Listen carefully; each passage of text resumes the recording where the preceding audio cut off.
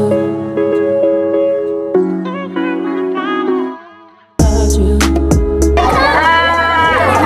penting, ada penyampaian sedikit anak-anakku semuanya, ini penting untuk anak-anakku semua ketahui. Yang pertama yang harus anak-anakku perhatikan baik-baik. Yang pertama jangan buang sampah sembarang tempat ya. Oke? Ini harus disepakati semua. Setuju? Oke, setuju. Jadi Kabupaten Maros, apa yang akan kalian lakukan di sini?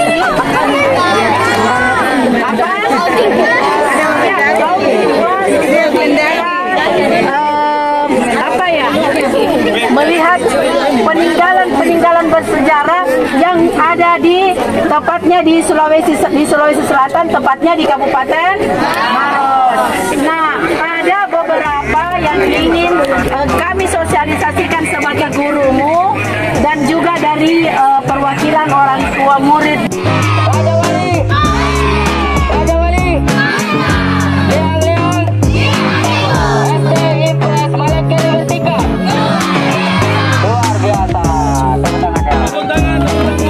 Sudah jadi fosil namanya Jongkar Mendengar, dan ada juga kerang laut, bukti sejarah bahwa dulu ini pernah tenggelam. Cuma ada pergeseran lingkungan bumi dan terbentuk dia mengangkat jadi daratan. Jadi terbentuklah daratan ini adalah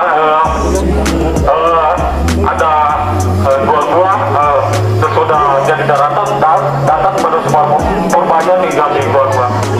Karena kars yang terpanjang nomor 2 di dunia itu di Kabupaten Maros Banten.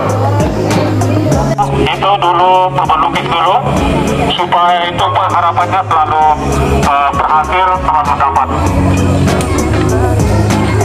Jadi pewarna yang dipakai untuk melukis itu namanya oker, itu dari tanah liat, dicampur dengan bentuk uang liat. Cuma pencampurannya itu belum ditemukan sampai sekarang. Kenapa bisa tak halaman?